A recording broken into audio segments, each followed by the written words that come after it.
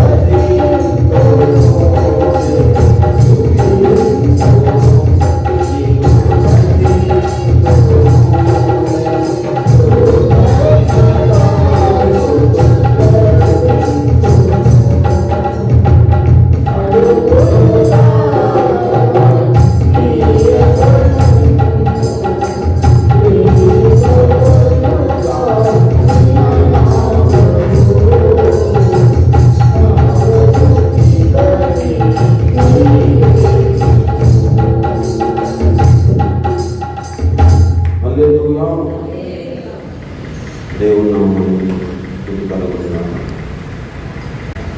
ఆదివారం ప్రభు యొక్క శరీరాత్మలను పాలన చేయడానికి ప్రభు గారు మాట్లాడడానికి కదా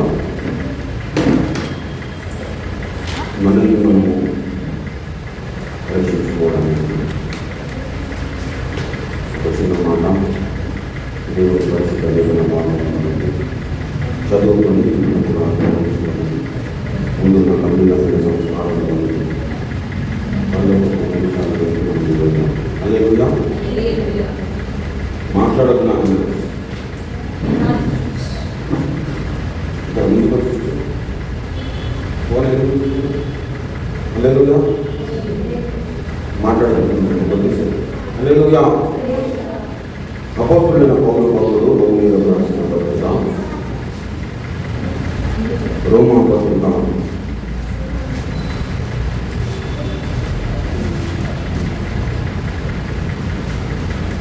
13వ అధ్యాయము 12వ వచనం చదువుతున్నాను. రోమా పత్రిక 13వ అధ్యాయము 12వ వచనం. రాత్రి చాలా గడిచి పగలు సమీపంగా ఉన్నది కనుక మనము అంధకార క్రియలను విసర్జించి తేజస్ సంబంధమైన యుద్ధోపకరణములను ధరించుకుంటాము. చదవబడిన ఈ పరిశుద్ధ లేఖన భాగం ద్వారా దేవుడే మాట్లాడి తన చిత్తమును మన దర్శనం నెరవేర్చుకున్నాక ఆమె చిన్న మాట ప్రార్థన చేసుకున్నాము.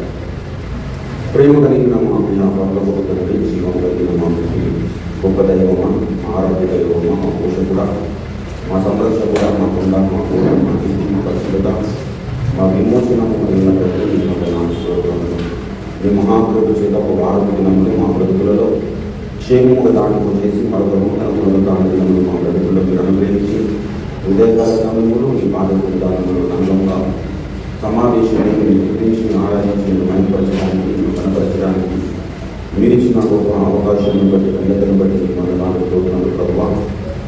నాయన ఈ యొక్క సమయంలో చదవబడిన మీ యొక్క పరిశుద్ధ లేఖన భాగమును బట్టి మీకు వేలాది వందనాలు కృతజ్ఞతాస్తుతులు స్తోత్రాలు ప్రభువా. చదవబడిన లేఖన భాగం ద్వారా మాతో మా అందరితో మీరు తేలికగా మాట్లాడండి. కన్న తండ్రి నిలబడిన యొక్క పిల్ల సేవకుడు కేవలము నిష్ప్రయోజకుడే ఆయన ప్రభువా, అనుకునే ప్రభువా, నీ దాసుని నీ యొక్క శిలువ రక్తంతో బాగుగా పరిశుద్ధపరిచి పవిత్రీకరించి శుద్ధునిగా చేసిన దాసుని నోట నీ ఒక మాట నుంచి నీ చేతి నీళ్ళలో కప్పుకొని నీ యొక్క పరిశుద్ధాత్మ అభిషేకం చేసిన దాసుని అభిషేకించుకొని నీ నోటి కూడా నీ దాసుని వాడుకుని దాచుకుంటున్నది అద్భుత గర్వానికి వందనాలు స్తోత్రములు. నాయన వాక్యము ద్వారా మాతో మాట్లాడుతుండగా వినబుద్ధి, వినగల చెవి, గ్రహించే మంచి మనస్సును మా అందరికీ ప్రసాదించి నడిపించి నయమవుతుందని ఘనతను ప్రభువానికి తెలుసుకోమని యేసు పరిశుద్ధ నామములో ప్రార్థిస్తున్నాను తండ్రి. ఆమేన్. దేవునికి స్తోత్రం. హల్లెలూయా, హల్లెలూయా. ప్రభువునందు నాకు అత్యంత ప్రియులారా, చదవబడిన ఈ పరిశుద్ధ లేఖన భాగంలో అపోస్తలుడైన పౌలు భక్తుడు రోమా సంఘానికి పత్రిక రాస్తూ మనము అంధకార క్రియలను విసర్జించి అని మాట్లాడుతూ ఉన్నాడు. ఎవరితో మాట్లాడుతూ ఉన్నాడు అంటే రక్షణ పొందిన విశ్వాసులతో ఈ మాటలు మాట్లాడుతూ ఉన్నాడు. రక్షణ పొందిన విశ్వాసులు మరి అనేక దినాలుగా రక్షణ అనుభవంలో ఉన్నటువంటి విశ్వాసులతో ఈ మాటలు మాట్లాడుతూ ఉన్నాడు. ఏమని అంటే మీరు అంధకార క్రియలను విసర్జించి అంటున్నారు. అంధకార క్రియలు ఉన్నాయి అంటే మరి వెలుగు సంబంధమైన తేజస్ సంబంధమైన క్రియలు ఉన్నాయని అర్థం. అంధకార క్రియలను మీరు విసర్జించమంటున్నాడంటే అంధకార క్రియలను విసర్జించకపోతే మనము నష్టపోతామని అర్థం. అవి మనకు ప్రయోజనకరము కావు అని అర్థం. అవి విసర్జించకపోతే దేవుడు మనల్ని అసహించుకుంటాడని అర్థం. దేవుడు ఆజ్ఞను ధిక్కరించిన వారముగా మనం ఎంచబడతామని అర్థమవుతుంది. ఆజ్ఞ అతిక్రమమే పాపము అని లేఖనం సెలవిస్తూ ఉంది. అపోస్తలుడైన పౌలు భక్తుడు ఇక్కడ ఆజ్ఞాపిస్తూ ఉన్నాడు. రోమా సంఘముతో ఆనాడు మాట్లాడుతూ పరిశుద్ధాత్మ దేవుడు ఈరోజు మనందరితో మాట్లాడుతూ ఉన్నాడు. ఏమని? రాత్రి చాలా గడిచి పగలు సమీపముగా ఉన్నది అంటున్నాడు. ప్రభు రాకడ సమీపముగా ఉన్నది. ప్రభు రాకడ సమీపముగా ఉన్నది కనుక మీరు అంధకార క్రియలను విసర్జించుండి అంటున్నాడు. మనము విసర్జించవలసినవి విసర్జించకపోతే మన దేహానికి హాని కలుగజేస్తాయి పిల్లలు. ఆత్మీయ జీవితంలో కూడా మనము ఎక్కలేని కొండ మీదకి మనం ఎక్కాలన్నాడు, కానీ సంపూర్ణ స్థితిలోనికి మనము నడవాలన్నా కానీ, దేవుని స్వరూపమును మనం ధరించుకోవాలన్నా కానీ, దేవుని కోరికగా మనము మార్చబడాలన్నా కానీ, యథార్థవంతులము కావాలన్నా కానీ, ప్రేమ కలిగిన వ్యక్తులము మనము కావాలంటే మనలో అంధకార క్రియలకు ఎటువంటి తావు లేకుండా మనము మన జీవితాన్ని గడపాలి పిల్లలు. అంధకార క్రియలను మనము విసర్జించాలి అంటున్నాడు. అంధకార క్రియలను విసర్జించుడి అంటున్నాడంటే ఆ అంధకార క్రియలు మనలో ఉన్నాయని అర్థం. వాటిని విసర్జించకపోతే మనం నష్టపోతామని అర్థం పిల్లలు. కాబట్టి మనం అంధకార క్రియలను విసర్జించాలి. అంధకార క్రియలను మనం ఎలా విసర్జించగలుగుతాం అంటే ప్రభునందు పిల్లరా, దేవుని లేఖనాలలో చెప్పబడిన ప్రతి మాటను మనము అవలంబిస్తున్నప్పుడు మనం అంధకార క్రియలను విసర్జించగలుగుతాం. దేవుని లేఖనాలలో చెప్పబడుతూ దేవుడు మనతో మాట్లాడుతున్నప్పుడు, మన బ్రతుకును సరిచేసుకుంటున్నప్పుడు మనము మనలో ఉంటున్న దైవ వ్యతిరేకమైన పరిస్థితులను మనము విసర్జించగలుగుతాం. అంధకార క్రియలు అంటే చీకటి క్రియలు. ఒకప్పుడు మనం ఎక్కడున్నాము? మనము చీకటిలో ఉన్నాము. చీకటిలోను మరణాంధకారంలో ఉన్నాము. పూర్వము మనము చీకటి అయి ఉంటుంది అన్నాడు. ఇప్పుడు ప్రభువునందు వెలుగై ఉన్నారన్నాడు. ఇప్పుడు వెలుగైన ప్రజలతో చెబుతున్నాడు ఏంటంటే మీరు అంధకార క్రియలను విసర్జించుడు అన్నాడు. ప్రభువునందు పిల్లల రక్షణ పొందిన విశ్వాసులతో మాట్లాడుతూ ఈ మాట చెబుతున్నాడు. రక్షణ పొందని వారితో మాట్లాడడం లేదు. రక్షణ పొందిన విశ్వాసులతో ఈ మాటలు చెబుతూ ఉన్నాడు. మీరు చీకటి క్రియలను విసర్జించండి అన్నాడు. చీకటి అనగా పాపము పిల్లలు.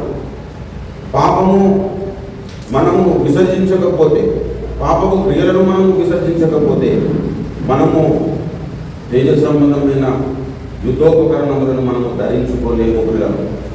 అంధకార క్రియలను విసర్జించకపోతే మనము తేజ సంబంధమైన యుద్ధోపకరణములను ధరించడానికి మనకు బలము చాలదు. కాబట్టి మనము యుద్ధోపకరణములు ధరించాలి.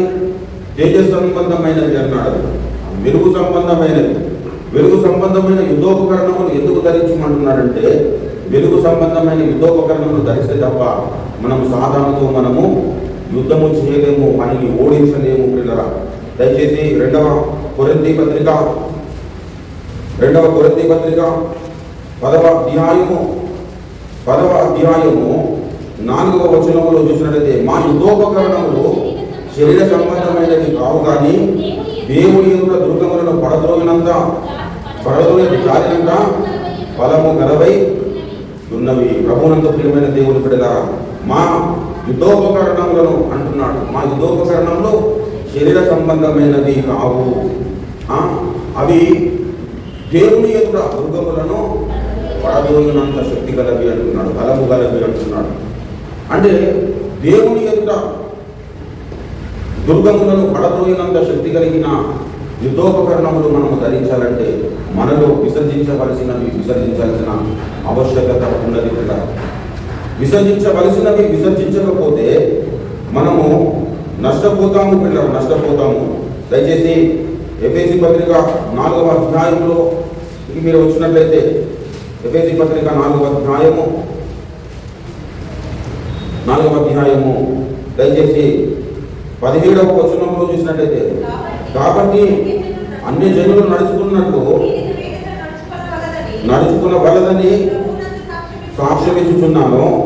వారైతే అంధకారమైన మనసు గలవారై తమ హృదయ కాఠిన్యము వలన తమలో ఉన్న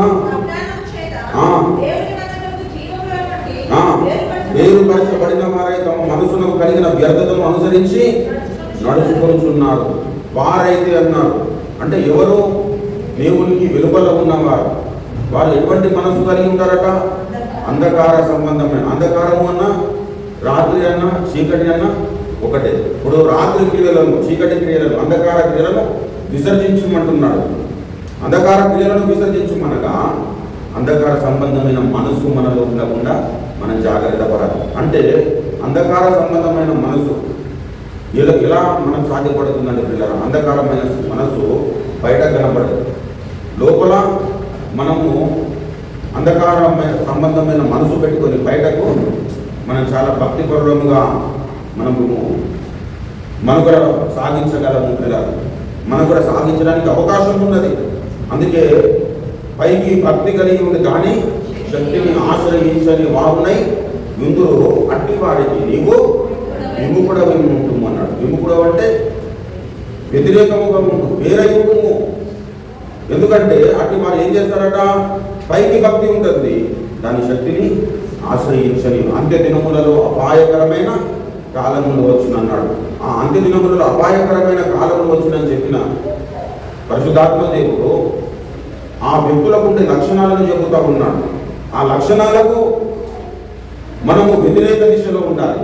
వ్యక్తులకు మాత్రమే కాదు, అట్టి వారికి విముఖుడవై ఉండమంటే అట్టి వారికి విముఖుడవై ఉండడం ఎంత అవసరమో అట్టి క్రియలకు కూడా మనము విముఖులము కావాలి. ఎట్టి క్రియలు, పైకి భక్తి కలిగి దాని శక్తిని ఆశ్రయించని స్థితి ఏదైతే ఉంటుందో దానికి కూడా మనము దూరంగా ఉండాలి. దయచేసి చూడండి, మరి తిమోతి 2వ తిమోతి పత్రిక 3వ అధ్యాయము ఏలైనగా మనుషులు స్వార్థప్రియులు, స్వార్థానికి మనము విముఖులము కావాలి.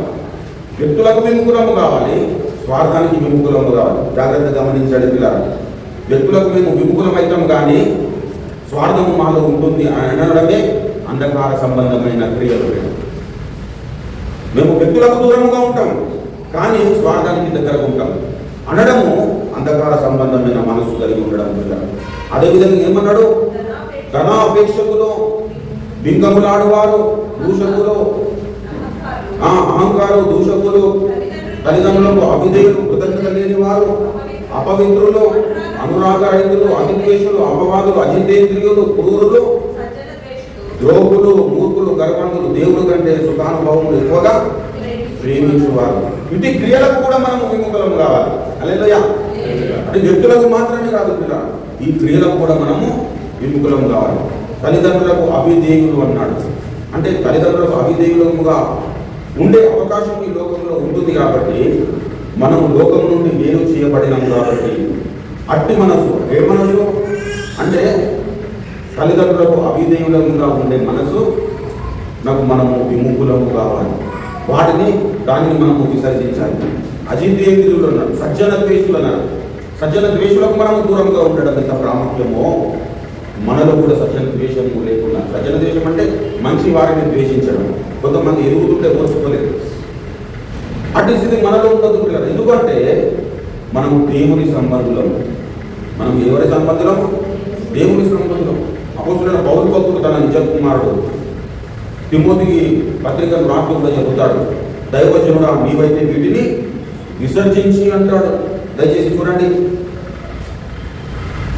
మొదటి తిమోతి పత్రిక 6వ అధ్యాయము, మొదటి తిమోతి పత్రిక 6వ అధ్యాయము 11వ వచనం, దైవజనుడా నీవైతే వీటిని విసర్జించి నీతిని, భక్తిని, విశ్వాసమును, ప్రేమను, ఓర్పును, సాత్వికమును సంపాదించుకున్నటకు ప్రయాసపడము.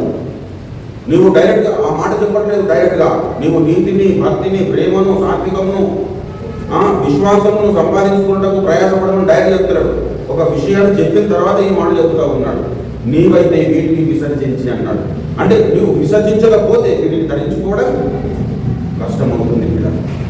కాబట్టి దేవునికి ఆయాసకరముగా ఉండే ప్రతి పరిస్థితిని మనము విసర్జించడానికి మనము సన్నద్ధమై ఉండాలి. దేవునికి అయిష్టంగా మన జీవితంలో కొన్ని ఉన్నాయి కానీ అవి నాకు ప్రియమైనవి అయినా కానీ మనం విసర్జించడానికి మన మనస్సులను ప్రేరేపించాలి. ఎప్పుడైతే దేవునికి ఆయాసం కలిగించేవి మనలో ఉన్నప్పుడు వాటిని విసర్జించడానికి మనం ఎప్పుడైతే సమ్మతించమో అదే అంధకార సంబంధమైన మనసు కలిగి ఉండడం. ఎప్పుడైతే నీవు వెలుగు సంబంధిగా బ్రతకాలని ఇష్టపడతావో, నువ్వు వెలుగు, మన దేవుడు ఏమైనాడు? వెలుగై ఉన్నాడు. ఆయనలాగా నువ్వు వెలుగు సంబంధిగా నువ్వు బ్రతకాలనుకున్నప్పుడు నీలో ఉంటున్న చీకటి సంబంధమైన ప్రతి పరిస్థితిని నీవు తప్పకుండా విసర్జించాలి. అలా విసర్జించినప్పుడే నీవు తేజ సంబంధమైన యుద్ధోపకరణలను ధరించుకోగలుగుతావు. నీతిని, భక్తిని, విశ్వాసమును, ప్రేమను, సాత్వికమును సంపాదించుకోవడానికి నీవు ప్రయాసపడగలుగుతావు. ఒకే టైంలో ప్రభునందు పిల్ల ఒకే టైంలో దేవునికి ప్రియునిగా ఉంటూ సాతానునికి ప్రియునిగా ఉండలేదు, పాపానికి ప్రియునిగా ఉండలేదు. నువ్వు పాపానికి ప్రియునివైతే దేవునికి విముఖునివైతావు, దేవునికి శత్రువు అవుతావు. నువ్వు సాతానుకు శత్రువు అయితే దేవునికి ప్రియుని అవుతావు. దేవునికి ప్రియునివి కావడానికి నీ బ్రతుకును నువ్వు అంకితం చేసుకోవాలి. రక్షణ పొందిన మనమందరము దేవుడు వేటిని విసర్జించు మనకి ఆజ్ఞాపించాడు, వాటిని అన్నిటినీ మనం నుండి విసర్జించాలి. విసర్జించడము అంటే విడిచిపెట్టడం అంటాడు. మరి దయచేసి తిమోతి పత్రికలను చూడండి. 2వ తిమోతి పత్రిక 2వ అధ్యాయం 22వ వచనంలో చూసినట్లయితే, నీవు నీ యవనస్తుల నుండి పారిపోము,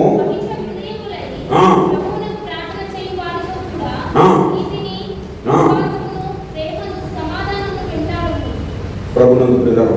అక్కడ చూసినట్లయితే నీవు నీ యవనస్తుల నుండి పారిపోము అనే మాట కింద పుట్టినప్పుడు చూడండి, విడిచి పారిపోము. విడిచిపెట్టడం అంటే విసర్జించడం. ఇప్పుడు ఎందుకు ఈ మాట చెబుతున్నాడు?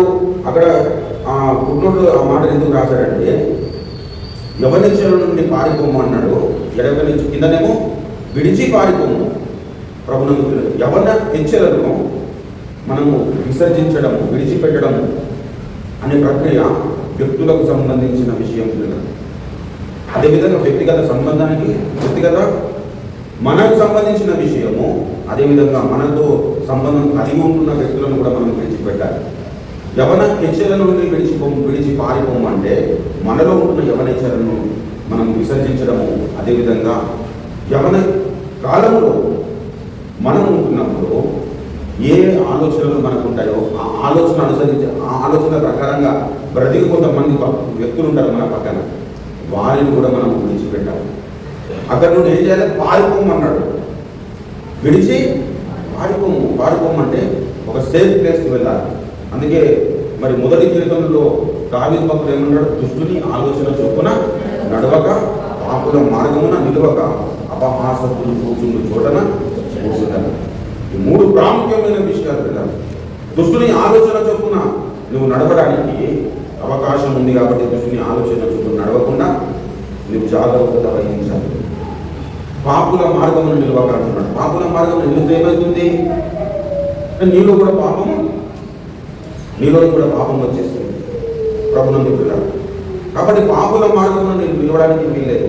అదేవిధంగా అపహాసకులు కూర్చుండు చోటను కూర్చోదగడున్నాడు. అదే మనం 2వ తిమోతి పత్రిక 3 ఇటు వారికి విముఖుడవై ఉండుమనే దాంట్లో అపవాదులు అన్నాడు. అపవాదులన్నా ఒకటి అర్థమవుతుంది. ప్రభుని అపహాసకులు కూర్చుండు చోట మనం కూర్చుంటే మనము భక్తి జీవితంలో ఎదగలేము, మనం నేర్చుకునే ప్రమాదం ఏర్పడుతుంది. కాబట్టి వారికి నీవు దూరముగా పారిపోము అంటే వారికి దూరముగా పారిపోము. దేవుడు ఏమేమైతే చెప్పాడో అక్కడ దైవజనుడు నీవైతే వీటిని విసర్జించమన్నాడంటే వేటిని విసర్జించమన్నాడంటే దయచేసి ముందున్న లేఖన భాగాలు చూడండి. దయచేసి 10వ వచనం, ఎందుకనగా ధనాపేక్ష సమస్తమైన క్రియలకు మూలము కొందరు దాన్ని ఆశించి విశ్వాసము నుండి తొలగిపోయి నానా బాధలతో తాను పొడుచుకునేది. తమను తాము ఏం చేస్తున్నారట? పొడుచుకున్నారు. ఎవరో వచ్చి పొడవడం కాదు, తమను తామే పొడుచుకున్నారు. విశ్వాసం నుండి తొలగిపోయినారు. ధనాపేక్షకులు ఏమైనారట?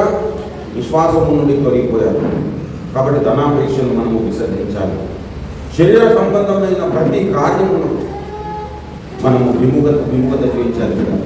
శరీర విషయముల మీద మనస్సుతో అన్నాడు. ఆత్మానుసారమైన విషయముల మీద మనస్సుతో. శరీర సంబంధమైన సాధకము కొంచెము మట్టికే ప్రయోజనకరం అన్నాడు. దైవభక్తి ఇప్పటి జీవ విషయములోను రాబో జీవ విషయములను వాగ్దానముతో కూడినదైన అన్ని విషయంలో ప్రయోజనకరం అనుకున్నాడు. అన్ని విషయంలో ఏదైతే మనకు ప్రయోజనం కలుగజేస్తుందో వాటిని అనుసరించే వాడి భక్తుడు. హల్లెలూయా. ఏదో కొంతకాలానికి మనకు ప్రయోజనం కలిగజేసేది అనుసరించేవాడు భక్తుడు కాదు, యేసయ్య కుమారుడు కాదు, కుమార్తె కాదు. నువ్వు ఈ లోకంలో ఉన్నప్పుడు ప్రయోజనకరంగా ఉండాలి, పరలోకంలో నిత్యత్వంలో ఉన్నప్పుడు కూడా నువ్వు క్షేమకరమైన దాన్ని ఏదైతే నీవు అనుసరిస్తావో అప్పుడే నువ్వు నిరంతరం నిలిచే వ్యక్తికి తయారవుతావు. అన్నిటికీ అంతము సమీపమై ఉన్నదన్నాడు.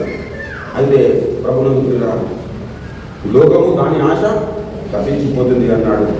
కానీ దైవ చిత్తము జరిగించేవాడు నిరంతరం తెలుసు.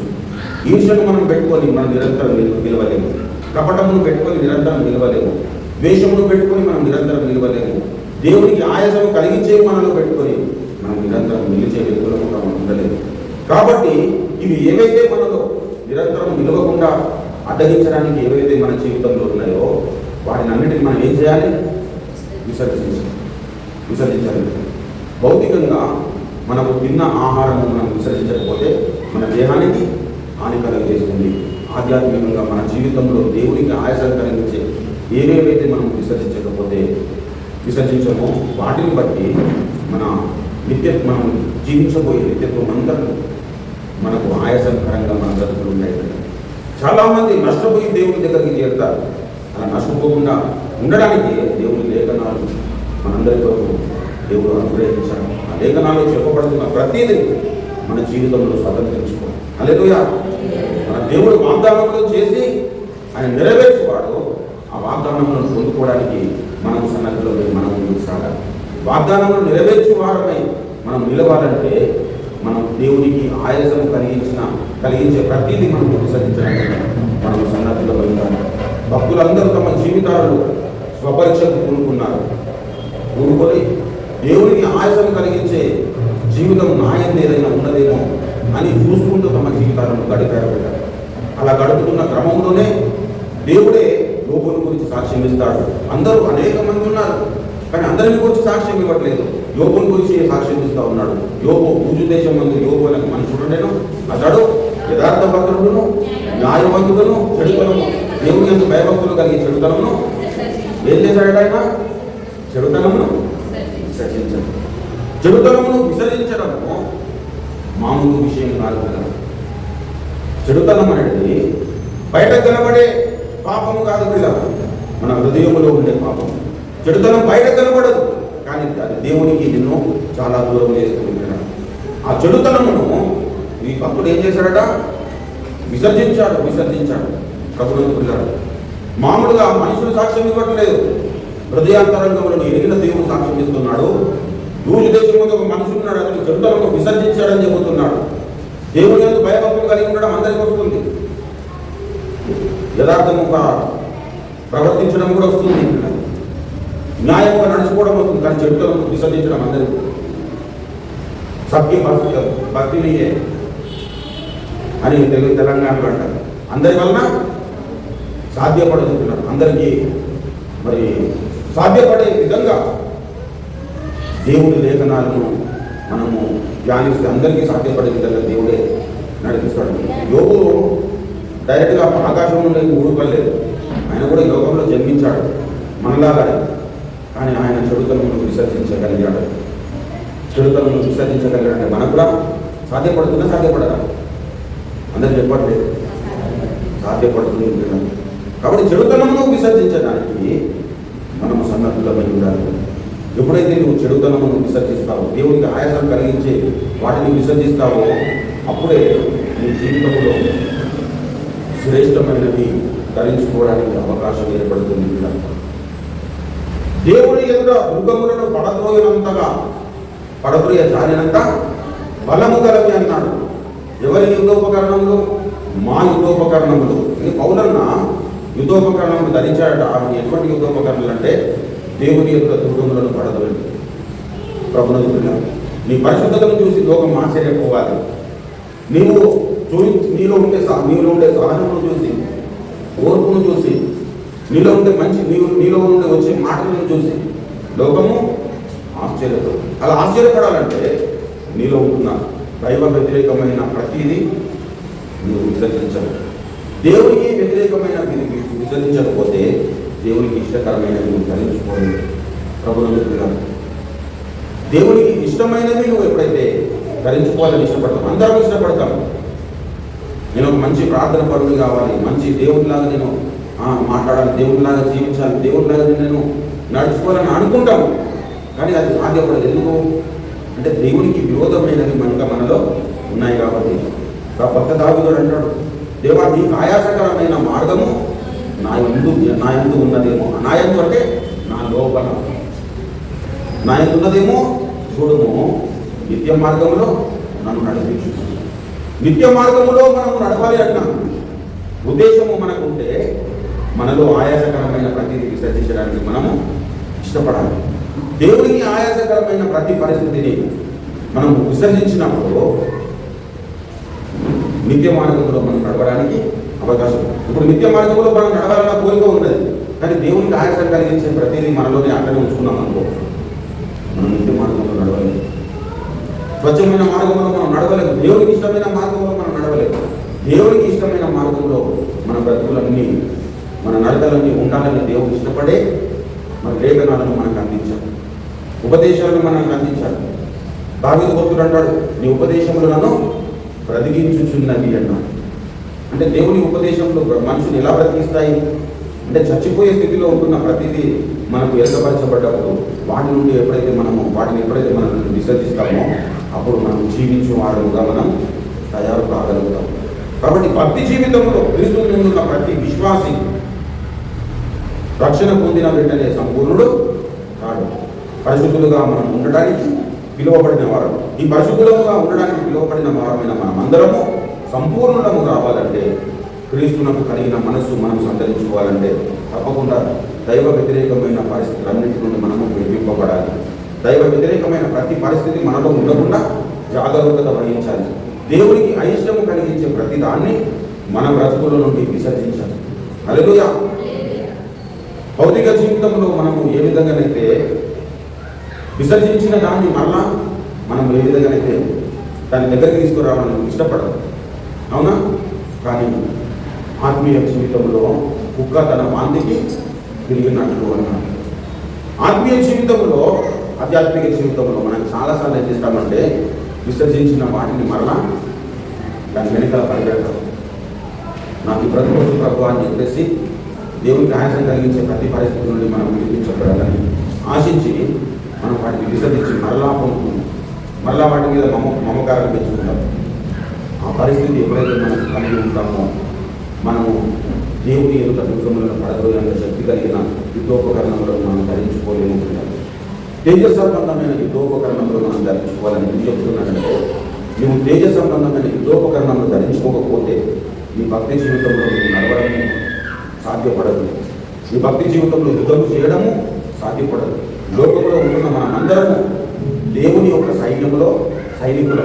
మన దేవుని ఎవరు? సైన్యములకు అధిపతి యెహోవా అన్నాడు.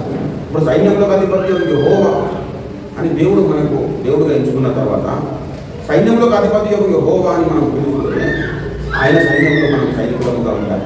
ఈ సైనికులముగా ఉంటున్న మనం అందరము దేవుణ్ణి ఏ విధంగా సంతోషపెట్టాలన్న గురిగా ఉండాలి. హల్లెలూయా. దేవుని ఏ విధంగా సంతోషపెట్టాలన్న గురి లేకపోతే మనము మన జీవితంలో విసర్జించవలసినవి విసర్జించలేము. అదే తిమోతికి రాసిన పత్రికలో పౌలు భక్తుడు అంటాడు,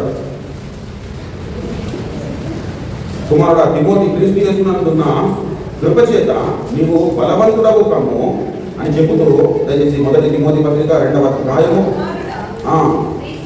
1వ వచనం, నా కుమారుడా క్రీస్తు యేసునందున్న కృప చేత బలవంతుడవు కమ్ము, నీవు అనేక సాక్షులు ఎదుట నా వలన విన్న సంగతులను ఇతరులకు బోధించకు, క్రీస్తు యొక్క మంచి సైనికుల వలె నాతో కూడా శ్రమను అనుభవించుము. సైనికుడు ఎవరు యుద్ధములకు పోయినప్పుడు తను తండ్రిలో చేసుకున్న వాటిని సంతోషపెట్టవలన జీవన వ్యాపారంలో ప్రభునందు పిల్లలు. సైనికుడు ఎవడు యుద్ధమునకు పోకున్నప్పుడు తను దండులో చేర్చుకున్న వాణిని అన్నాడు. అంటే తను దండులో ఎవరు చేర్చుకున్నారు? ఇప్పుడు ఒక వ్యక్తి, ఒక సైనికుడు ఉన్నాడు, తను ఈ దండులో ఎవరు చేర్చుకున్నారంటే ఆ సైన్యమునకు అధిపతి చేర్చుకున్నాడు. ఈ అధిపతి చేర్చుకున్నాడు కాబట్టి ఈ సైనికుడు ఉండవలసిన లక్షణం ఏంటి? ఆ అధిపతిని సంతోషపరచవలన గురి కలిగి ఉండాలి. నన్ను యేసయ్య తన దండులో చేర్చుకున్నాడు కాబట్టి నేను ఎవరిని సంతోషపెట్టాలన్నా గురి ఉండాలి, యేసయ్యను సంతోషపెట్టవలన గురి ఉండాలి.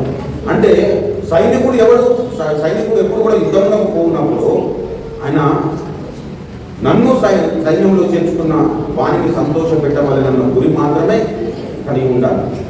ఈ గురి కలిగి ఉన్నవాడు ఏం చేశాడట? ఈ జీవన వ్యాపారంలో చిక్కుకున్నాడు. ఈ జీవన వ్యాపారంలో చిక్కుకున్నాడు అన్నాడు. అంటే ఈ జీవన వ్యాపారంలో చిక్కుకునే ప్రమాదం ఉన్నది.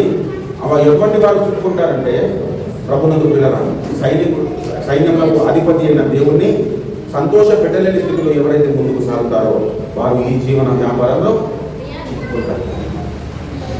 దేవుణ్ణి సంతోష పెట్టాలన్న గురి లేకపోతే ఈ జీవన వ్యాపారంలో చిక్కుకునే ప్రమాదం ఉన్నది.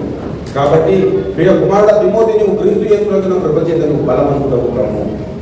కృప నిన్ను ఏం చేస్తుంది? బలవంతుని చేస్తుంది. కృప నిన్ను ఏం చేస్తుంది? నేను బలపరుస్తుంది. కృప నిన్ను ఏం చేస్తుంది? అవతలికి నడిపిస్తుంది, అందరికి నడిపిస్తుంది. నువ్వు ఏది చేయలేని నువ్వు శక్తి చాలదో అవి చేయడానికి నీకు శక్తి ఇస్తుంది కృప. కాబట్టి నువ్వు ఏం చేయాలి? నువ్వు బలవంతుడు కావాలి. ఇప్పుడు బలవంతుడు కమ్మంటున్నాడు, సైనికుడివి కమ్మంటున్నాడు. ఈ సైనికుడివి కావడం ఏంటి, బలవంతుడు కావడం ఏంటంటే నువ్వు సంపూర్ణుని కావడానికి ఇవన్నీ ప్రక్రియలు పెట్టాలి. ఇవన్నీ చేస్తేనే నువ్వు సంపూర్ణుని కాగలుగుతావు, సంపూర్ణురాలుగా కాగలుగుతావు. పరిశుద్ధులుగా ఉండడానికి పిలువబడ్డాము. దేవుడు మనం పరిశుద్ధులుగా పిలిచాడు. పరిశుద్ధముగా ఉంటున్న మనం అందరినీ సంపూర్ణంగా చేసే క్రమంలో దేవుడు వేటిని విసర్జించుకున్నాడు. వాటిని మనం విసర్జించితే మనకు క్షేమం. దేవుడు దేనైతే విసర్జించమని చెప్పినప్పుడు దాన్ని విసర్జించకుండా మనలోనే మనం దాన్ని ఉంచుకుంటే మనకు క్షామము కలుగుతుంది, మనకు నష్టం కలుగుతుంది. కాబట్టి మనం నష్టపోవడము దేవుడి యొక్క చిత్తము కాదు, మనము లాభము పొందడము దేవుడి యొక్క చిత్తము ఉన్నది. మనము అన్ని సకల ఆశీర్వాదములకు కారకుడు దేవుడు. ఆ ఆశీర్వాదములకు పొందుకునే స్థితిలో మనమందరము నిలబడాలి. హల్లెలూయా. సకల ఆశీర్వాదములను దేవుడు మనకి ఇస్తాడు. ఆ ఆశీర్వాదాలను పొందుకునే స్టేటస్ మనకు ఎప్పుడు వస్తుందంటే నీకు ఆయాసకరమైన మార్గం ఆయన ఉన్నదేమో చూడు. హల్లెలూయా. భక్తుడు తను తాను పరీక్షించుకున్నాడు. 139వ కీర్తన దావీదు భక్తుడు ఏమంటాడు? మొదటి వచనంలో, దేవా నేను కూర్చునుట, నేను లేచుట నీకు తెలియదు. నా నోటికి నా మాటలో రాకమునుపే నీవు నా మనసులో గ్రహించుచున్నావన్నాడు. నేను పిండ కూడా ఉండగా నీ కన్నులు నన్ను చూచానన్నాడు. నియమింపబడిన దినములలో ఒకటి నన్ను కాకమునుపే నా దినములని ప్రభునందు. అలా చెప్పిన దేవుడు అలా ప్రార్థన చేస్తూ చివరికి ఆయన ఏమంటాడంటే 20వ వచనం చూడండి. నన్ను పరిశోధించి ఏమంటున్నాడంటే నా హృదయమును తెలుసుకొనుము. అంటే నీకు ఆయాసకరమైన హృదయం నాలో ఉన్నదేమో, నన్ను చూడండి అని ప్రార్థన చేస్తూ ఉన్నాడు. భక్తి జీవితంలో మనం కూడా ఏం చేయాలంటే, దేవా నీకు ఆయాసకరమైన పరిస్థితులు నాలో ఉన్నదేమో చూడండి, నాకు ఉపదేశించండి, నాకు చెప్పండి, నేను వాటిని విసర్జించడానికి నాకు కృపనివ్వండి అని ఎప్పుడైతే మనల్ని మనము దేవునికి అప్పగించుకుంటామో దాన్ని బట్టి దేవుడు సంతోషిస్తాడు. అట్టి స్థితిని ఎప్పుడైతే మనం సంతరించుకోగలుగుతామో అప్పుడే మనము తేజ సంబంధమైన యుద్ధోపకరణలో పరితరించుకోగలుగుతాం. చెడును మనము విసర్జించకుండా మనము మంచిని మనము పొందుకోలేము. చెడును మనము విసర్జించినప్పుడే మనము మంచి జీవితాలు జీవించడానికి అవకాశం. చెడు పట్ల పాపం పట్ల మనం విముఖత లేకుండా పరిశుద్ధతను మనం సంతరించుకోగలుగుతాము. మనం పరిశుద్ధంగా జీవించగలుగుతాం. ఇప్పుడు పాపము పట్ల మనం విముఖత ఏర్పడాలి. పాపమును విడిచిపెట్టడానికి మనం ఎప్పుడైతే సాహసిస్తామో, ప్రయాసపడతామో, అప్పుడు దేవుడిని పరిశుద్ధంగా చేయడానికి ఆయన ముందుకు వస్తాడు. పాపమును విసర్జించకపోతే దేవుడు కూడా పరిశుద్ధంగా నేను జీవింపజేయడానికి ఆయన కూడా ప్రయాసపడాలి. హల్లెలూయా. నువ్వు సంపూర్ణుని కావాలంటే నీ వ్యక్తిగత ప్రయాస ఉండాలి, దేవుని ప్రయాస ఉండాలి. నువ్వు ఓనుగా నువ్వు సంపూర్ణుని కాలేదు. దేవుడు నీ ఆజ్ఞ లేని లేదంటే నీ యొక్క ఇష్టము లేని నేను సంపూర్ణంగా దేవుడు చేయడం. హల్లెలూయా. అంటే రెండు వైపుల కార్యములు జరగాలి. దేవుడు నిన్ను సంపూర్ణం చేయడానికి ఆయన నీతో మాట్లాడుతున్నప్పుడు అసంపూర్ణంగా ఉండే పరిస్థితిని నువ్వు విడిచిపెట్టాలి. హల్లెలూయా. అప్పుడే నువ్వు సంపూర్ణ స్థితిలోనికి తాగలుగుతాం. ఒక జల నుండి మరి చేదు నీరు మంచి నీరు రావు అన్నాడు. మరి అదేవిధంగా ఒకే దాసులో మరి ఒకే ఏకకాలంలో మరి బెలియాలుకును దేవునికి మరి దాసుడు కాలేడు అన్నాడు. దయచేసి కొరింథీయులకు రాసిన పత్రిక, కొరింథీ పత్రిక దయచేసి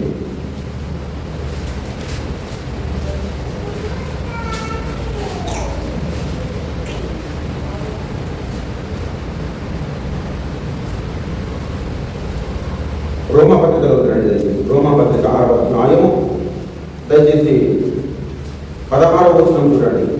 లోబట్టకు దేనికి మిమ్మల్ని మీరు అప్పగించులో దాసులు అప్పగించులో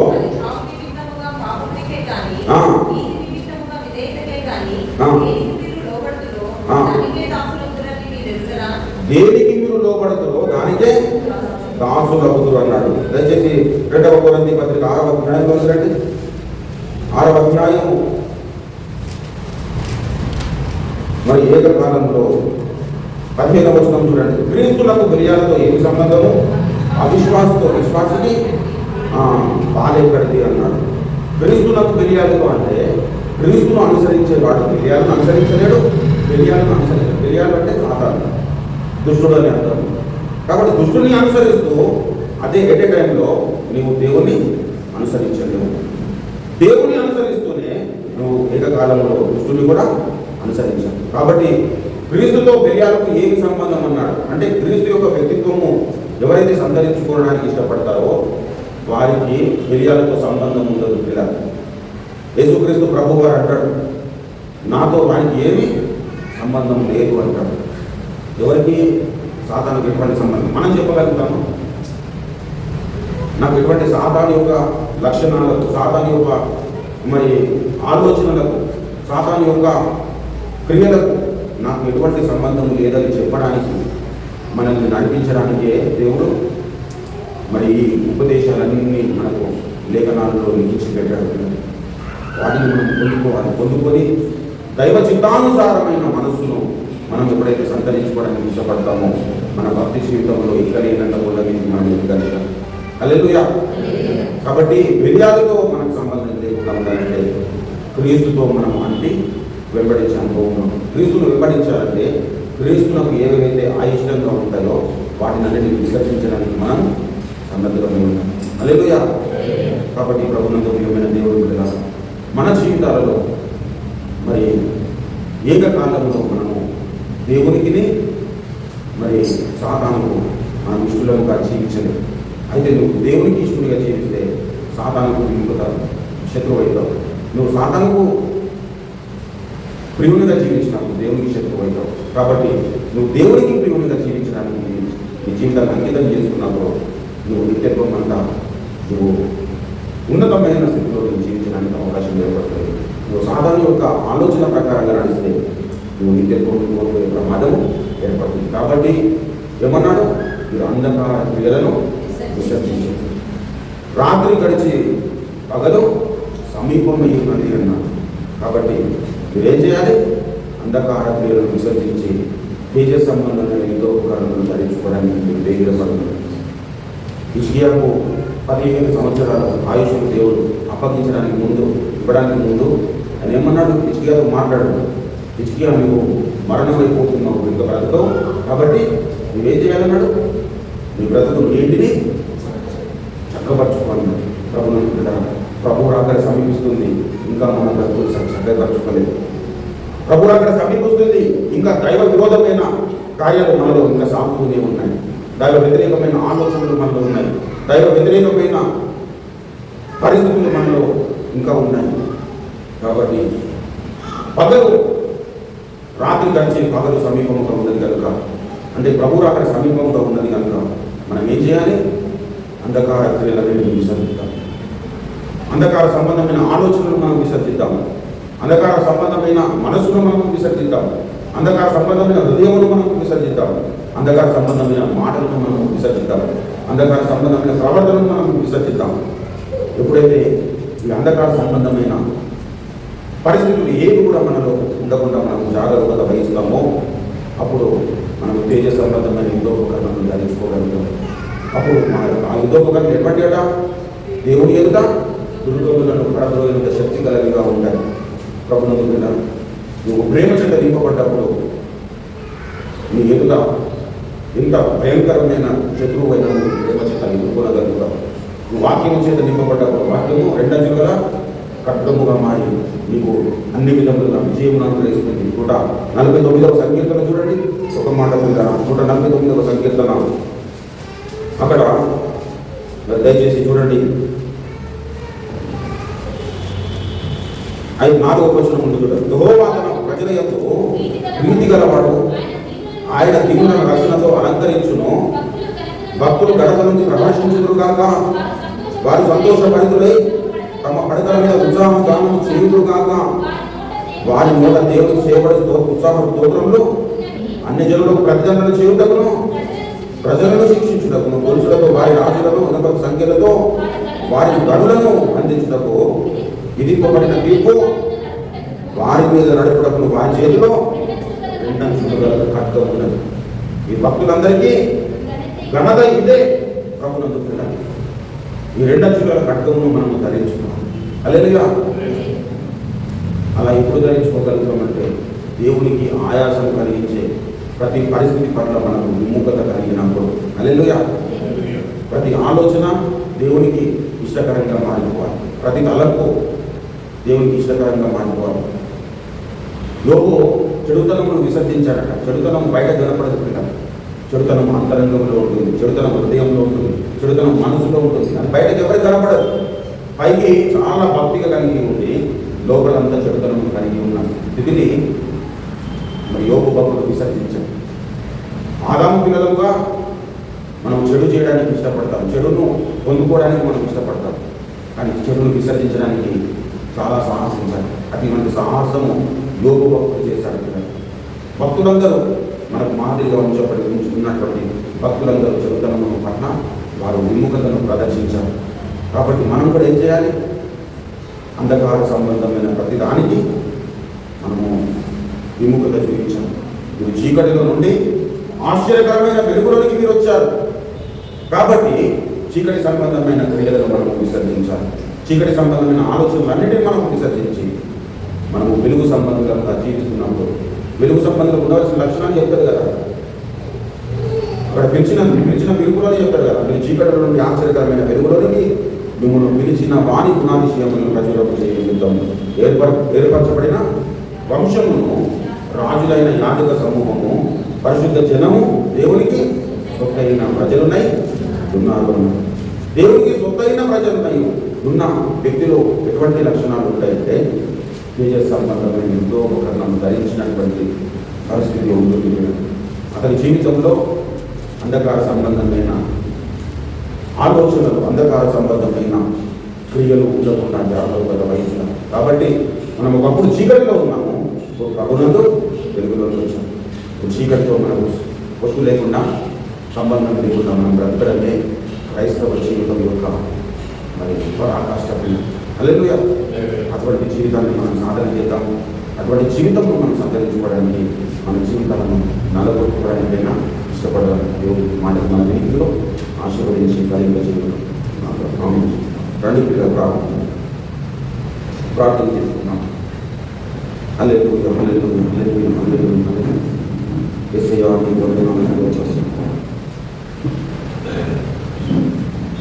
ఎవరి వారు వ్యక్తిగతంగా మనల్ని మనము పరీక్షించుకుందాం. బిడ్డరా, కొద్దిసేపట్లో ప్రభు యొక్క శరీర రక్తంలో మనము పాలు పంపులు పోగొట్టున్నాము కనుక దేవుని లేఖనం ఇలా చెబుతుంది, ఎవడు అయోగ్యముగా నా శరీరము తినునో, ఎవడు అయోగ్యముగా నా రక్తము త్రాగునో వాడు శిక్షా విధి కలగ చేసుకున్నట్టుగా తిరిగి త్రాగుతున్నాడని లేఖనం చెబుతుంది.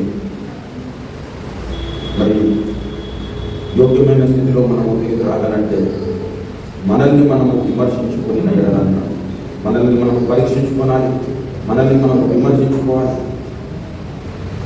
చిన్న వాక్య కాంతిలో, దేవుని ముఖకాంతిలో మన బ్రతుకులను పరిశీలన చేసుకొని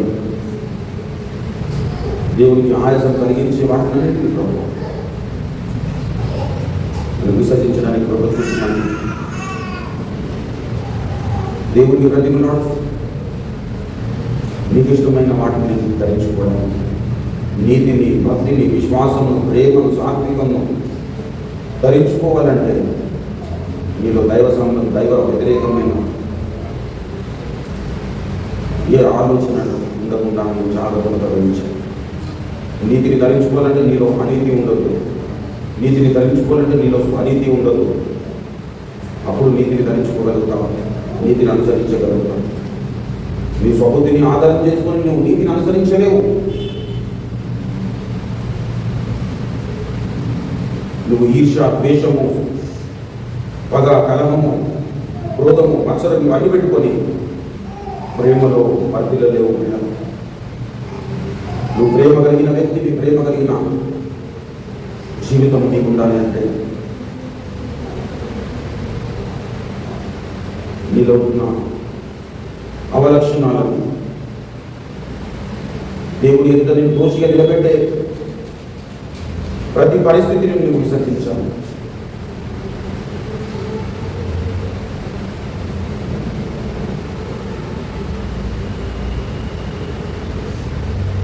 చెడు చేయడము దుష్ట సంబంధి యొక్క లక్షణం.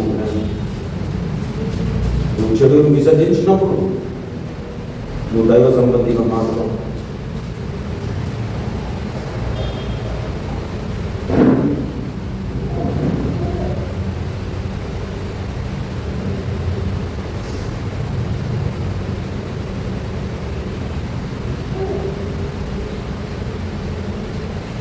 దేవుని దృష్టికి మనము కృపను పొందుకోవడానికి, దేవుని కటాక్షణను పొందుకోవడానికి చక్కటి సమయము కూడా దేవునితో సమాధాన పడడానికి శ్రేష్టమైన సమయం. రక్షణ పొందక ముందు మనం ఎలాంటి మాటలు మాట్లాడాము, అలాంటి మాటలు మనం రక్షణ పొందిన తర్వాత మాట్లాడడానికి వీలవుతాం. రక్షణ పొందక ఉన్నటువంటి ఆ మాటలను మనము విసర్జించాలి. రక్షణ పొందక ముందు ఉన్నటువంటి మనసును మనము విసర్జించాలి. రక్షణ పొందక ముందు మనకు ఉన్నటువంటి క్రియలను విసర్జించాలి. ఒకప్పుడు మనము ఈ యుగ ధర్మము చొప్పున నడుచుకున్నాం, దానిని విసర్జించి ఒక పరలోక ధర్మము చొప్పున మనం నడుచుకునే వ్యక్తులుగా ఉండాలి. దుష్టుని ఆలోచన చొప్పున నడవడం ఒకప్పుడు చేశాము, కానీ ఇప్పుడు దేవుని ఆలోచన ప్రకారంగా జీవించడానికి మనం సన్నద్ధం కావాలి. నువ్వు దేవుని ఆలోచన ప్రకారంగా జీవించాలంటే దుష్టుని ఆలోచన చొప్పున నడుచుకున్న ఆ అనుభవమును నువ్వు నీ జీవితంలో విసర్జించాలి.